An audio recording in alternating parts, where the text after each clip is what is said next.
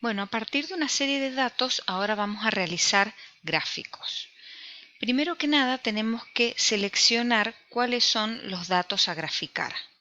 Si nosotros, cuando elegimos realizar un gráfico, incorporamos la fila que contiene los títulos, esos luego Excel los va a utilizar para trabajar en las etiquetas. A ver, vemos un ejemplo.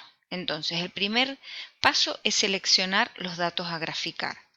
Luego, desde el menú Insertar, elegimos alguno de los gráficos. Por ejemplo, si elegimos gráficos de columnas o gráficos de barras, observamos en cada uno de estos casos distintos ejemplos que nos ofrece Excel. Vamos a trasladarlo.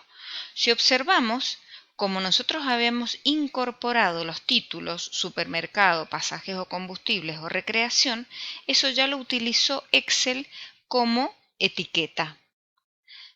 Automáticamente ya hizo la distribución de los días de la semana y en el eje de las ordenadas los gastos.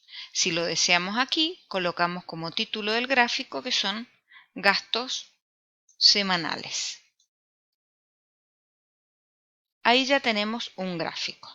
Supongamos que nosotros lo que queríamos hacer es simplemente graficar totales.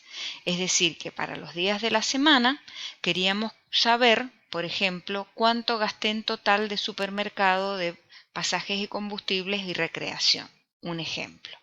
Bueno, en ese caso seleccionamos donde están los títulos y presionando la tecla Control seleccionamos las celdas donde están los totales.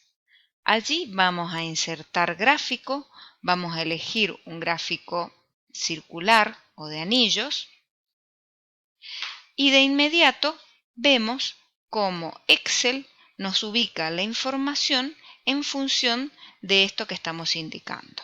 También podemos elegir para que ya Excel nos muestre con porcentajes, es decir, dependiendo de la versión que tenemos de Excel, es la información y el tipo de gráficos que nos está eligiendo. Siempre es importante que elijamos gráficos que realmente sean representativos, que la información sea bien clara de aquello que estamos graficando, ¿sí? Entonces, por ejemplo, vamos a dejar este gráfico. Y el título sería gastos totales.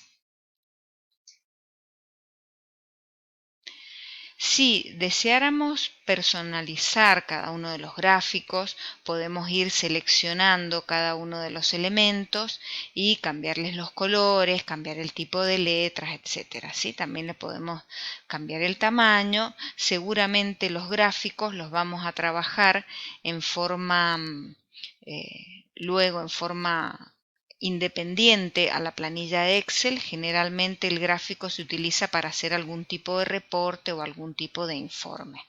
Cabe destacar que un gráfico de este tipo, como son los gráficos de sectores o de anillos, es para representar una sola serie de datos, ¿no? Este quizás es un poquito más claro.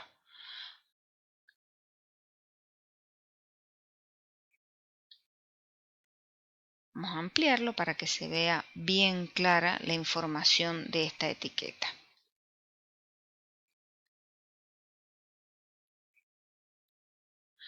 Acá entonces ya nos quedan representados dos gráficos, unos con gastos totales, otros con gastos semanales.